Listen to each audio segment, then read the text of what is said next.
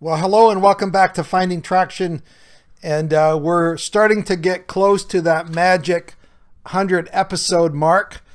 And I want to take the next 3 podcasts. Maybe it's the summertime. I don't know what it is, but I want to give you a few of my musings, my summer musings of, I guess, just some overarching thoughts I've had about working with men in porn recovery, working with couples, and just 2 or 3 things that I want to, push back on or try to nuance a little bit further. Areas that I see in just this whole area of working with guys who are struggling with porn, just kind of what I think is maybe oversimplification, a lack of nuance in some of the discussions that I'm hearing. And I guess some of my musings come out of, again, working with I think now probably a couple hundred guys. Me and my wife have led John Gottman training sessions using his material for hundreds of couples, using prep materials as well. And so some of my thoughts have to do with how the world of a struggling porn guy is, and some of the things that have been helpful and unhelpful. And some of it has been musings that I've seen around areas that I guess I find not so helpful. So I want to, over these next 3 podcasts, I want to talk about 3 areas that I think need further nuance or delineation. The first one, I want to talk about the term addiction, addicts, and in particular, sex addiction. I want to talk about that term. I think it's been really poorly defined, and one size doesn't fit all. That's the musings I want to talk about today. Next week, I'm really going to step in it. I want to talk about the idea and the term betrayal trauma as a term which is often used with couples, and in particular, the spouse of a guy that struggles with porn. And I want to talk about maybe further nuance that I think is needed in using that term. And then I want to talk week 3 or podcast 3 about this whole idea around porn as primarily a moral issue, and how I think that sometimes leads to just some unhelpful results. So sex addiction, betrayal trauma, and porn as a moral issue, 3 topics that I think may need some further nuance in it. I love nuance. For example, I listened to a podcast recently where this guy, was talking about masculinity, and sometimes people defend their writing as reaction pieces. So this guy wrote about men, and he critiqued the purity culture, which I think is worth critiquing. He critiqued the book Every Man's Battle, which I think certainly is worthy of significant critique. And then he made a statement such as this: any pastor who needs a content filter on his computer is not suitable for ministry.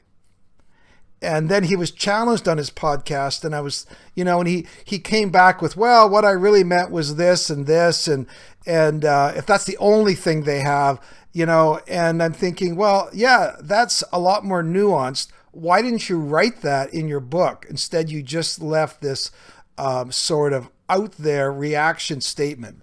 But reactions sell, nuance less so. Hopefully over this next 3 podcasts, there is some nuance in discussing these 3 areas rather than simply reactions. So welcome aboard to Finding Traction, Part 1 of Vern's Summer Musings. Guys ready?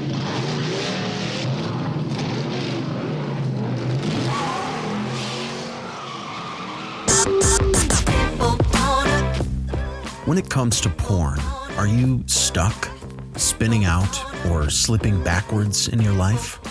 If so, then welcome to the Finding Traction podcast, a show dedicated to those who are looking to gain recovery momentum away from porn and toward the life and relationships they have always hoped for. Now, here's your host, Vern Tomke.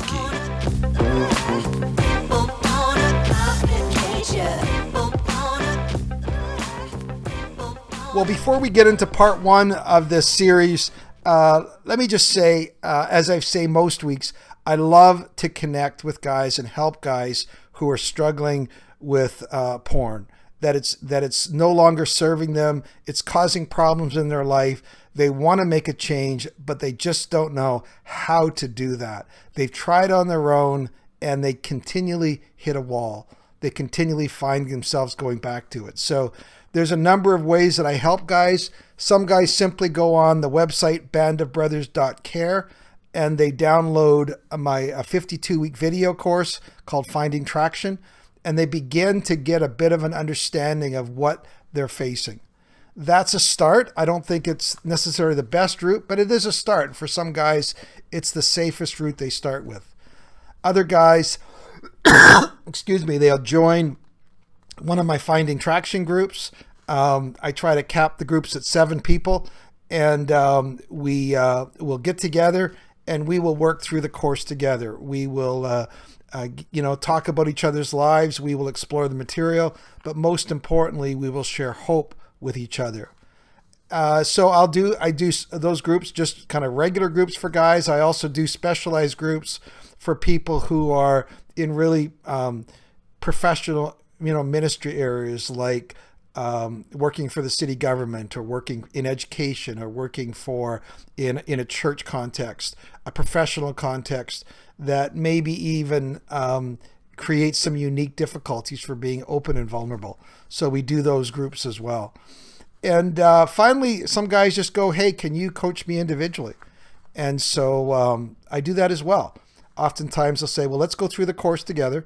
We usually meet every second week and we'll walk through the course together. So if any of those things interest you, you can go on the website bandofbrothers.care, or you can email me directly at bandofbrothers.care, that's .care, @gmail.com. All right, part one of Vern's Summer Musings. I really want to push back, first of all, or I really think that the term addict and the idea of sex addict needs a whole lot more nuance. And I'm not even sure that the term sex addict is really a helpful term for most guys who struggle with porn. When I started going to a 12-step group around sex addiction, I was told in no uncertain terms that unless I called myself a sex addict, I would never find true recovery. So I played the game, I tried it on, even though for me it never seemed to fit. And I get that, where that came from. It came obviously out of, for example, AA. And it is pretty important in AA that you call yourself an alcoholic. You come to terms with walking away from denial. Oh, no, I'm not an alcoholic. I just occasionally drink too much, and it is really a point of honesty and humility. When you get to the point, you go, no, I'm powerless over alcohol. I guess that means I'm an alcoholic, right? Step one, powerless and unmanageable, step one of the 12 steps. So it really, I think, is a really helpful term in the area of alcoholism, right? But my concern with the term sex addict is a number of terms. And again, if you want to call yourself a sex addict, I work with guys who call themselves a sex addict. I work with guys, I think, who truly are sex addicts. But again, that's not my problem. I am just, I always push back on one size fits all. These terms that have absolutely no understanding or no nuance behind them. Here's one of my challenges with the idea of even the term addict. For me, the term addict feels like an identity label. It feels to me like a fixed form of thinking.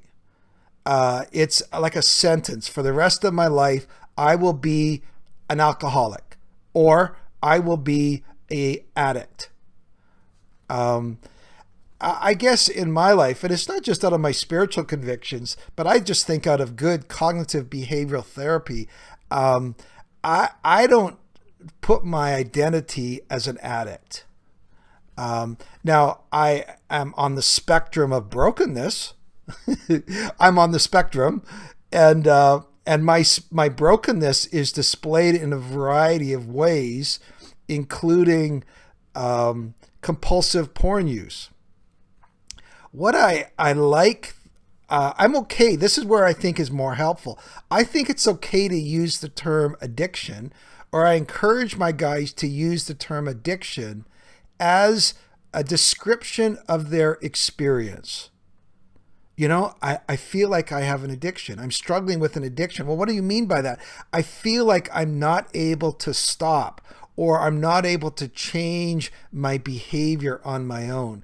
I continually go around the cycle again and again and again, despite the negative consequences, despite the fact that I tell myself 100 times that I want to stop. That is the experience of addiction.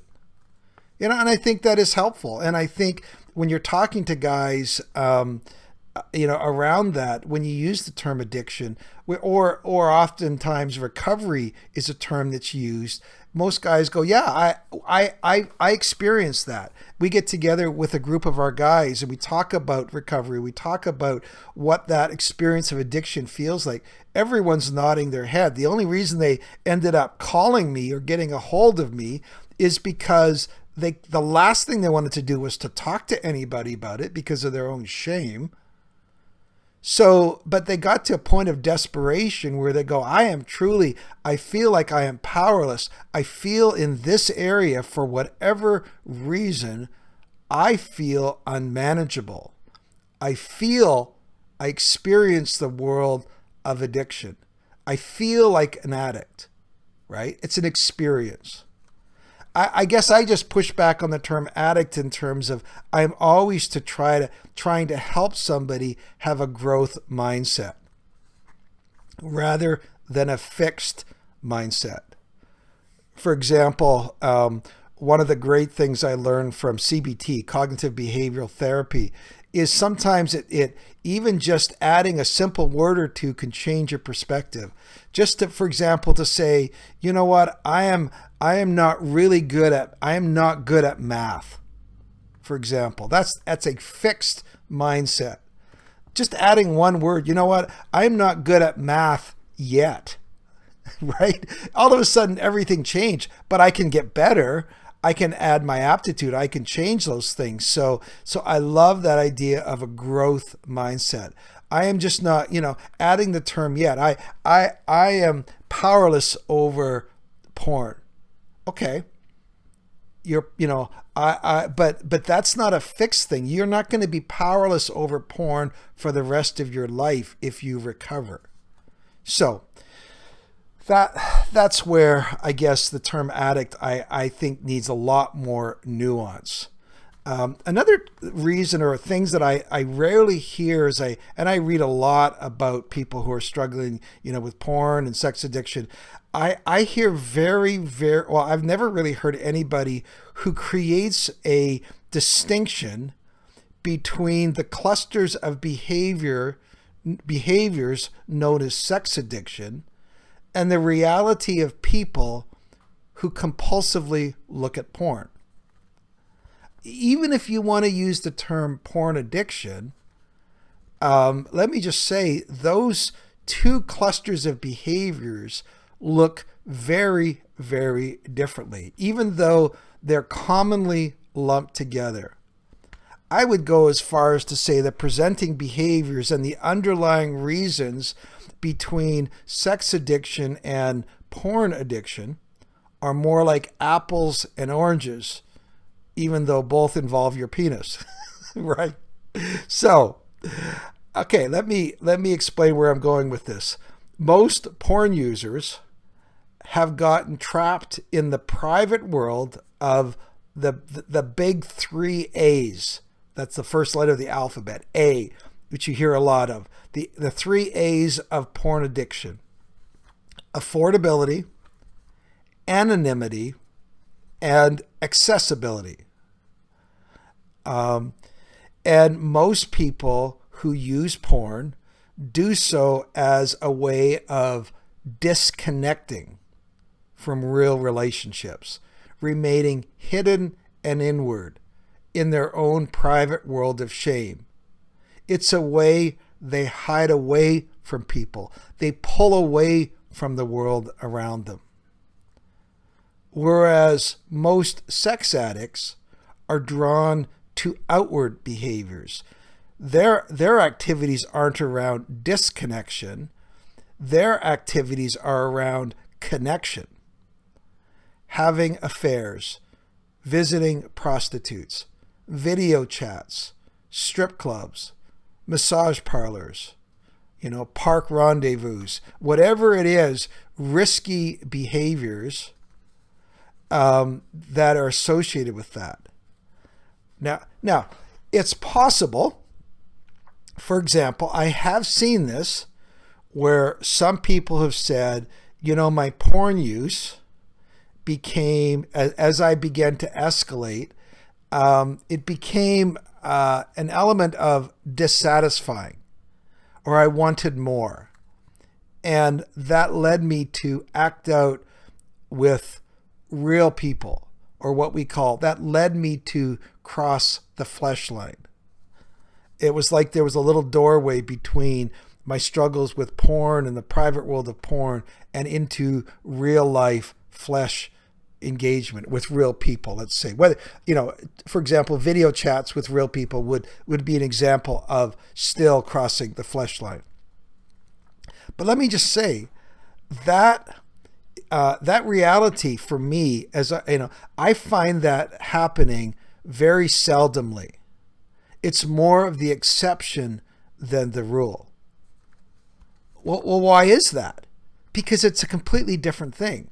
Most people that I know who struggle with porn, and you ask them, have you ever, and I often do, that's one of the very first questions I ask when people reach out to me, because I'm trying to do a bit of a diagnosis on what's going on with them. I'll ask them questions. Have you ever crossed the flesh line, either real or virtually? And the majority of guys will go, are you kidding? No, I would never, like that has no interest to me. That's terrifying. I stay safe and private in my own little world of watching anonymous people who have no relationship with me. That's my world, right? And at the same time, I work with people who would be more in the area of sex addicts, who would be the classic, crossing the flesh line sort of behaviors. Again, massage parlors, prostitutes, affairs, whatever that is. And I say to them, do you struggle with porn? And a lot of them say, porn just doesn't do anything for me. That's not really my, my game. Why? Because they're looking for real life connections. They're not looking for disconnection. So you see, those are two very, very different things. Another area they're different is just the logical thing of, most of the consequences around porn behaviors are very different than sex addiction behaviors. I mean, obviously, having affairs, picking up prostitutes, engaging with real people comes with a whole inbuilt risk factor. In fact, some of the people are drawn in that category to risky behaviors. That's part of the adrenaline rush, voyeurism, whatever that is, right? In terms of that. Now, if you're hearing me saying, for example, that I think porn addiction, porn struggles is so much better than sex addiction, please, I'm not saying that. I'm just saying they're very, very different. And I think we do a disservice when we lump them together. Again, to go back, in this situation, again, porn addictions are primarily addictions and struggles around disconnection, and sex addictions are primarily struggles around connection with other people. So, again, I just want to start there. And if you're in a group and everyone's using the term sex addict or porn addict, fine. I guess I heard one fellow, and I think it's Nate Larkin from the Pirate Monk podcast. He actually used to use the term sex addict, and then he transitioned to a term recovering porn addict. That was a little bit more of a positive, not a fixed identity. And then I heard him recently musing about, or it was an older podcast, he almost began to use the term, I'm a survivor of porn. In that sense, he wasn't evading responsibility, but he was simply talking about how his experiences being exposed to porn at a young age, really left him vulnerable and almost left him primed towards a certain conclusion. So again, you can use a term whatever you want, but in my first summer musings is all around providing further nuance to the term. Number one, the term addict, whether or not you're comfortable with that or not, you don't need to use that term. And number two, providing some further delineation between an understanding of sex addiction and porn addiction. Okay, next podcast, I am going to risk stepping in it. I am going to hopefully argue for some further nuance around what I think is maybe a overly applied one-size-fits-all model when it comes to working with partners of people who struggle with porn, and that is the term betrayal trauma. And I hopefully can provide some further nuance on that. Some pushback, some nuance. I'm not against the term, but I just think it's overly applied. So you might say, oh my goodness, you're really going to step in. So that's next time. So again, I'd love to hear from you just in terms of this whole idea of addiction and being an addict. Once again, my email is bandofbrothers.care@gmail.com. We'll see you next time.